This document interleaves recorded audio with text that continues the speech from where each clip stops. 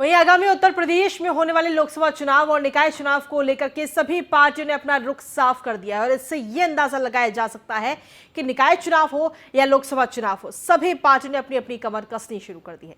जहां भारतीय जनता पार्टी दलित vote bank अपने नाम करने के लिए केंद्रीय मंत्रिमंडल हो या यूपी कैबिनेट के मंत्री हो, सभी को जिम्मेदारी सौंपनी शुरू कर दी है, तो वही समाजवादी पार्टी के अध्यक्ष अखिलेश यादव भी चुनावी मैदान पर उतरना शुरू कर दिया। और ऐसे में यह साफ हो गया है कि सभी पार्टी मैदान पर उतारने वाली हैं और ऐसे में एक बार फिर चुनावों में बुआ और भतीजे की जोड़ी चुनाव में जल्द ही देखने को मिलेगी।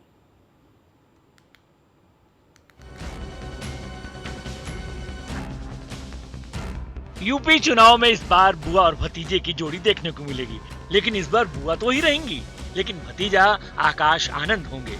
आने वाले चुनाव में आकाश आनंद को बसपा सुप्रीमो मायावती बड़ी जिम्मेदारी देने वाली है, यानी कि उनके कंधों पर एक बार युवा वोट बैंक का भार पड़ने वाला है। मायावती अपने भतीजे को स्टार प्रचारक के रूप में चुनाव मैदान में उतारेंगी और फिर युवाओं को एक साथ लाने का काम उन्हें सौंपा जाएगा।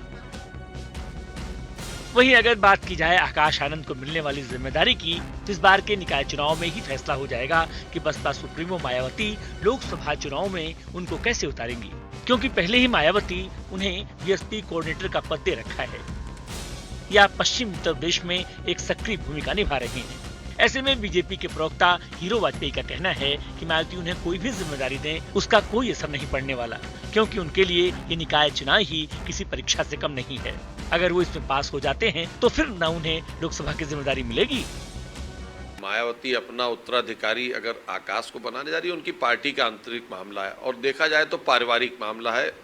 सारी क्षेत्रीय पार्टियां एक परिवार की तरह चलती हैं। प्रॉपर्टी की वसीयत जिस तरह होती है उस तरह पार्टी की वसीयत अपने उत्तराधिकारियों को कर देती, तो उसी तरह इसमें कोई नई बात नहीं है कि वो अपना उत्तराधिकारी आकाश को चुनती। जहां तक रही आगामी चुनाव की सवाल, तो मुझे लगता है कि उनके भतीजे की परीक्षा निकाय चुनाव में हो जाएगी और उसके बाद लोकसभा चुनाव में हो जाएगी।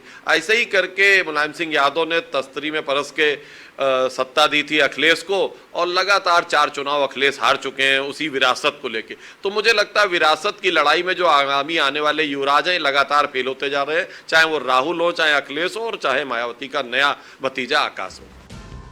जहां एक तरफ 2019 में सपा और बसपा एक साथ मैदान पर उतरे थे, जहां बुआ की भूमिका मायावती और भतीजे अखिलेश यादव की भूमिका में थे, लेकिन इस बार भतीजे की भूमिका आकाश आनंद निभा रहे हैं। ऐसे में सपा के प्रवक्ता मनोज यादव का कहना है कि मायावती अपना ही दलित वोट बैंक बचाना चाहती हैं, जिसके लिए आकाश आनंद को जिम्मेदारी देना चाहती हैं। ये उनका व्यक्तिगत मामला है, लेकिन अपनी पार्टी को बचाना चाहती हैं, ये पार्टी के लिए अच्छी बात है।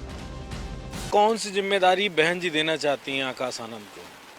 बीजेपी से सांठगांठ की, या दलितों की, या दलितों, पिछड़ों, अल्पसंख्यकों पे अत्याचार हो रहा है उस पे लड़ने की, या जो उन पे आरोप लगते हैं लगातार कि वो अपने कैडर वोटर को बेच देती हैं, ये तय करना है बीएसपी को कि वो कौन सी जिम्मेदारी आकाश आनंद जी को देना चाहती हैं।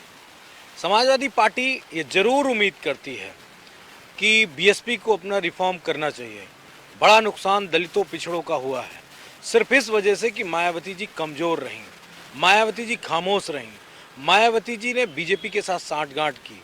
आज अगर पूरे प्रदेश में 25 करोड़ की आबादी का एक बड़ा हिस्सा जिसके अधिकारों को छीना जा रहा है, तो उसका अगर कोई कसूरवार है तो बहन जी है। क्योंकि बीजेपी को ताकत देके, मैं नहीं कह रहा कि बीजेपी को सपोर्ट कर रही थी, लेकिन अगर वो मजबूती से चुनाव लड़ जाती तो 2022 में बीजेपी की सरकार न बनती। वहीं अगर आकाश आनंद को बसपा सुप्रीमो मायावती बड़ी जिम्मेदारी देती हैं, तो उनके लिए सबसे बड़ा सवाल ये होगा कि अपने आप को साबित करें। वहीं कांग्रेस के प्रदेश अध्यक्ष मजलाल खाबरी का कहना है कि बसपा सुप्रीमो मायावती किसी को भी जिम्मेदारी दें, लेकिन सच्चाई तो ये है कि उनके पास युवा हैं। आखिर उन्होंने युवाओं के लिए क्या किया है? इस बेस पे युवाओं को जोड़ेंगे। युवाओं को आज तक उन्होंने दिया क्या है? बेरोजगारी में बढ़ोतरी करने के अलावा उन्होंने क्या दिया है? युवाओं को जोड़ने का कोई तरीका होना चाहिए। युवाओं को क्या देंगे? सरकार में है नहीं, सरकार में आना नहीं, तो कैसे युवा जुड़ेंगे? युवाओं को चाहिए रोजगार, युवाओं को चाहिए आज की तकनीकी शिक्षा, युवाओं को चाहिए हर हाथ को काम। तो ये काम कौन देगा? ये कौन सा प्लान लेके आएंगे बुआ और बुआ जी कि हम युवाओं को ये काम दे देंगे? क्या है प्लान? उत्तर प्रदेश के लोकसभा चुनाव और निकाय चुनाव की तैयारियों को लेकर लगातार सभी पार्टियों ने अपनी रूप और रेखा साफ कर दी है। ऐसे में एक बार फिर बसपा सुप्रीमो मायावती ने भी अपने भतीजे का हाथ पकड़ लिया है। आखिर ये हाथ कितना आगे और चलता है ये तो वक्त बताएगा, लेकिन इस बार बुआ और भतीजे की जोड़ी में जहां पिछले चुनाव 2022 के चुनाव में जहां अखिलेश यादव नजर आए थे, तो वहीं इस बार भतीजे का रोल अदा करने के लिए उनके अपने भतीजे आकाश आनंद नजर आएंगे। यानी कि साफ हो चुका है कि आगामी चुनाव पे रणनीतियां बननी बीएसपी की तय हो चुकी हैं, लेकिन इस जोड़ी में क्या कितना धमाल होने वाला है ये तो वक्त ही बताएगा। लेकिन फिलहाल चुनाव की बड़ी तैयारियां बीएसपी के कंधे पे है और ऐसे में आकाश आनंद इस पे कितना खरे उतरते हैं ये बड़ी बात होगी।